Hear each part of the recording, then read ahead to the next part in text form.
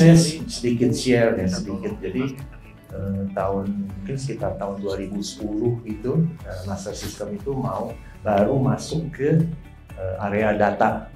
Saya ingat banget tahun 2010 itu banyak company atau teman-teman melihat pengolahan data ini second priority, ya, nggak bukan salah satu yang kritikal di setiap company.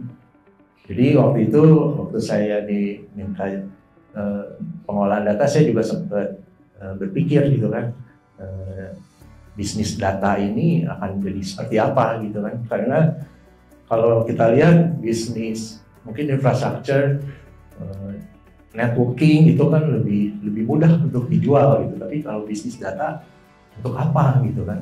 Tapi kenyataannya sekarang mungkin sekitar 20%-30% dari Master System revenue. Nah, kebetulan Master System udah TBK, jadi saya promosi sedikit ya. Bisnis data itu cukup menjanjikan dari sisi bisnis untuk SI seperti Master System. Apa sih sebenarnya Cloudera? Jadi kita sebutnya itu adalah data lake, atau tadi kalau mungkin Pak Tio udah sempat mention adalah tools untuk melakukan pengolahan data. Pengolahan data nanti akan digunakan untuk analytic purpose atau untuk prediktif. Itu nanti dari masing-masing customer yang akan menentukan use case-nya seperti apa. Tapi di era generatif AI dan sekarang juga kita mention mengenai UU PDP ini, apa sih yang penting? Jadi kalau dari Cloudera, kita itu menganggap trusted AI itu yang paling penting. Maksudnya apa sih trusted AI?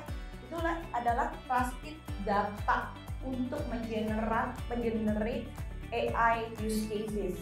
Jadi kalau Bapak Ibu kebayang ya, kalau misalkan punya solusi generatif AI tapi datanya itu quote unquote tidak bagus, hasil yang dihasilkan juga akan menjadi sesuatu yang tidak beneficial buat Bapak Ibu.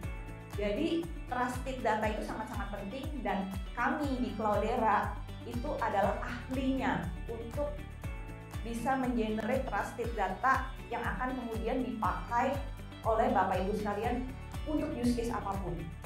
Undang-undang PDP itu tuh sebenarnya bicara dua topik. Jadi Bapak Ibu nggak bisa bilang undang-undang PDP itu mix one topic gitu ya. Sebenarnya dua topik ini dijabarkan di undang-undang PDP, dan seringkali orang tuh kalau dari tim IT ya, itu seringkali melihat undang-undang PDP itu cuma data protection Bapak Ibu. Cuma bicara masalah security. Padahal di undang-undang PDP itu bicara lebih luas dari security. Kita tuh bicara masalah data privacy juga. Gitu ya. Jadi kalau bicara privasi data, kita bicara masalah transparansi, privacy notice ya, atau privacy policy yang dipublish ke aplikasi, consent Bapak Ibu ya. Sekarang beberapa Bapak Ibu yang mungkin sudah pakai banking apps udah pasti tahu sekarang akhir-akhir ini semua banking minta consent ya. Itu contoh bentuk beberapa bank itu udah implementasi PDP gitu ya. Inisiatifnya ngumpulin persetujuan. Saya setuju bahwa bank ini memproses data saya. Nah, itu contohnya Bapak Ibu ya. Salah satu bentuk implementasi PDP. Nah, tapi kalau kita bicara data security Bapak Ibu, kita bicara hal teknis, encryptions, tokenizations, masking, bagaimana kita prevent multi-factor authentication, bagaimana kita take over database privilege access-nya. Jadi nggak ada lagi namanya database super user gitu ya.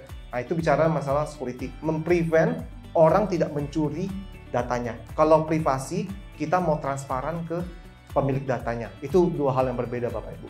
Tapi Bapak Ibu, saya suka ilustrasikan data security dan data privacy ini dengan dengan topik ini Bapak Ibu. Kalau Bapak Ibu punya rumah, Bapak Ibu pasti punya pintu Bapak Ibu ya. Bapak Ibu mau melindungi aset Bapak Ibu dengan pasang pagar, dengan pasang pintu. Tapi kalau Bapak Ibu mau menjaga privasi Bapak Ibu pasang apa? Pasang apa? Pasang tirai ya. Pasang tirai di jendela supaya orang nggak bisa ngintip gitu ya. Tapi kalau Bapak Ibu sudah pasang tirai tapi kuncinya nggak di lock, tetangga Bapak Ibu bisa masuk. Apakah Bapak Ibu punya privasi? Enggak. Jadi artinya bahwa tidak mungkin ada security, tidak mungkin adanya privacy tanpa security. Makanya confidentiality, integrity, availability tetaplah unsur aspek pengikat dua privacy dan security ini. Di Cloudera, saya akan menjelaskan gitu ya, bagaimana sih Cloudera dapat menghandle data discovery terkait data PII kayak gitu. Nah, stepnya adalah kita akan melakukan data PII discovery, kemudian kita akan melakukan replication gitu ya dari on-prem ke cloud gitu ya menggunakan replication manager. Kemudian data hasil masking atau PII discovery ini yang sudah di masking gitu ya, kita akan lakukan analisa gitu ya menggunakan CML atau Cloudera Machine Learning dengan use case adalah customer segmentation gitu, dimana pastikan data-data PII itu adanya di data-data customer kayak gitu. Oke. Nah kemudian di step pertama untuk data PII discovery itu kita akan menggunakan data katalog ya Bapak Ibu. Nah data katalog ini berfungsi sebagai untuk melakukan scanning gitu ya, dimana misalnya Bapak Ibu sudah menggunakan Cloudera gitu ya, dimana datanya itu nanti akan di-scan nih, apakah di data Bapak Ibu di tabelnya gitu udah ada data-data PII gitu ya. Kalau ada nanti akan di automatic untuk di classification gitu ya, kalau data itu merupakan data PII seperti itu. Nah toolsnya apa aja itu kurang lebih seperti ini. Dia di Cloudera Data Platform gitu ya ada Ranger, di mana Ranger ini merupakan sebuah security gitu ya, di mana Bapak Ibu dapat memberikan hak akses gitu ya, ataupun masking ataupun membuat rules-nya lah gitu ya, kepada siapa data ini bisa diakses, kepada siapa data ini di masking gitu ya.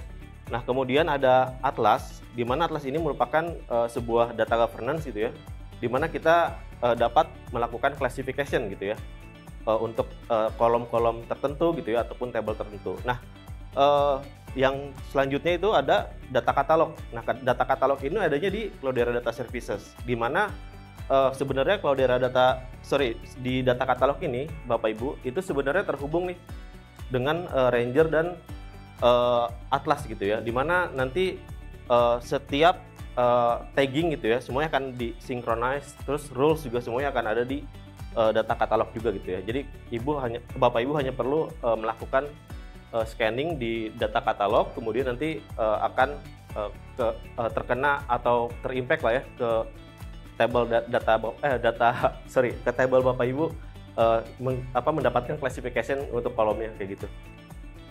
Nah di kita itu ada solusi ya, namanya Cloudera AI. Sebenarnya ini ya solusi untuk kita bisa menjalankan use case AI lah ya. Jadi AI itu kan banyak ya. Kalau pernah dengar ada machine learning, ada deep learning, sekarang ada generative AI, ada NLP. Nah di sini itu kita bisa support untuk deploy semuanya gitu, dan juga ada solusi namanya itu Accelerator for ML Projects, di mana ini kita ada contoh-contohnya nih, contoh-contoh use case gitu ya, dengan berbagai macam data, dengan berbagai macam format gitu ya, dan use case-nya ada misalkan customer churn gitu ya, ada mungkin segmentation yang tadi didemokan juga oleh Aris gitu ya, dan datanya juga ada data gambar, ada data video gitu ya, NLP dan lain-lain. Itu sangat mudah gitu ya untuk di-deploy gitu. Jadi ini menjadi contoh, menjadi kickstart lah ya, karena kadang kita punya nih platformnya tapi mungkin timnya lagi dibangun gitu ya, lagi belajar. Nah ketika kita deploy dari sini itu semua jeroannya gitu kelihatan gitu ya, cara kerjanya gimana, code-nya, script-nya, sehingga nanti ya bisa membantu untuk kickstart sebuah AI projects.